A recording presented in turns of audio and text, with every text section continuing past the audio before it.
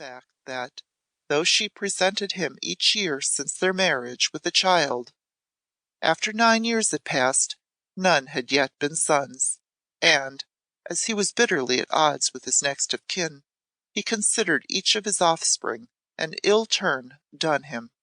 He spent but little time in her society, for she was a poor, gentle creature of no spirit, who found little happiness in her lot, since her lord treated her with scant civility, and her children one after another sickened and died in their infancy, until but 2 were left. He scarce remembered her existence when he did not see her face, and he was certainly not thinking of her this morning, having other things in view, and yet it so fell out that, while a groom was shortening a stirrup, and being sworn at for his awkwardness, he by accident cast his eye upward to a chamber window, peering out of the thick ivy on the stone. Doing so, he saw an old woman draw back the curtain and look down upon him as if searching for him with a purpose. He uttered an exclamation of anger. "Damnation! Mother Posset again," he said. "What does she there, old frump?" The curtain fell, and the woman disappeared, but in a few minutes more an unheard of thing happened among the servants in the hall. The same old woman appeared making her way with a hurried fretfulness, and she descended haltingly the stone steps and came to his side where he sat on his black horse. "The devil!" he exclaimed. "What are you here for? 'Tis not time for another wench upstairs, surely." "'Tis not time," answered the old nurse acidly, taking her tone from his own. "But there is one, but an hour old, and my lady—" "Be damned to her," quoth Sir Jeoffry savagely. "A 9th one, and 'tis 9 too many. 'Tis more than man can bear. She does it but to spite me." "'Tis ill treatment for a gentleman who wants an heir," the old woman answered, as disrespectful of his spouse as he was, being a time-serving crone, and knowing that it paid but poorly to coddle women who did not as their husbands would have them in the way of offspring.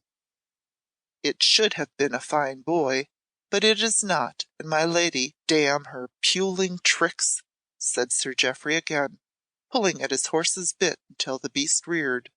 "She would not let me rest until I came to you," said the nurse resentfully. "She would have you told that she felt strangely, and before you went forth would have a word with you." "I cannot come, and am not in the mood for it if I could," was his answer. "What folly does she give way to? This is the 9th time she hath felt strangely, and I have felt as squeamish as she, but 9 is more than I have patience for." "She is light-headed, mayhap," said the nurse. "She lieth huddled in a heap, staring and muttering, and she would leave me no peace till I promised to say to you, for the sake of poor little Daphne, whom you will sure remember. She pinched my hand and said it again and again." Sir Jeoffry dragged at his horse's mouth and swore again. "She was 15 then, and had not given me 9 yellow-faced wenches," he said. "Tell her I had gone a hunting, and you were too late." And he struck his big black beast with the whip, and it bounded away with him, hounds and huntsmen and fellow roisterers galloping after, his guests, who had caught at the reason of his wrath, grinning as they rode. In a huge chamber hung with tattered tapestries, and barely set forth with cumbersome pieces of furnishing, my lady lay in a gloomy canopied bed, with her newborn child at her side, but not looking at it or touching it, seeming rather to have withdrawn herself from the pillow on which it lay in its swaddling clothes.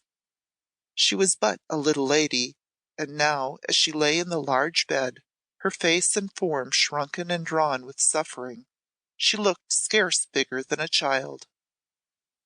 In the brief days of her happiness, those who toasted her had called her Titania, for her fairy slightness and delicate beauty, but then her fair wavy locks had been of a length that touched the ground when her woman unbound them, and she had had the colour of a wild rose and the eyes of a tender little fawn. Sir Jeoffry for a month or so